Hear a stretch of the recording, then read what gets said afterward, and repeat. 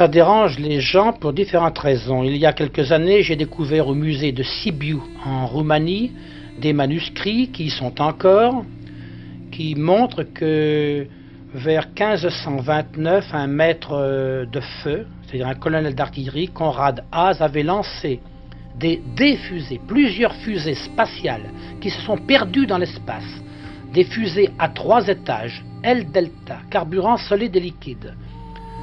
Ces documents sont au musée de Sibiu. Le gouvernement de la République socialiste de Roumanie a publié un livre que je peux vous montrer, que j'ai là, sur cette fusée. J'ai publié ça en France, je pensais que ça allait faire du bruit.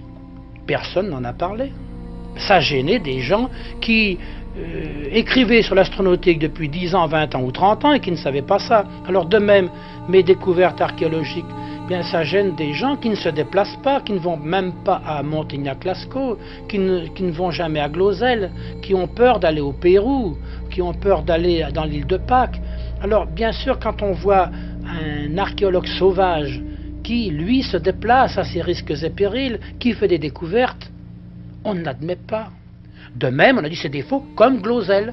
Glausel, c'est ce petit village de l'Allier qui vient d'être expertisé authentique par le commissariat à l'énergie atomique de France, Monsieur François, directeur du service de dosimétrie à Fontenay-aux-Roses, qui a été expertisé authentique par le commissariat à l'énergie atomique de Riseux, au Danemark, qui a été expertisé authentique par le muséum d'Édimbourg. Eh bien, on continue encore ici à dire Glausel est faux. Que voulez-vous que l'on fasse contre la mauvaise foi, contre la malhonnêteté, contre l'imposture? Moi, je suis désarmé.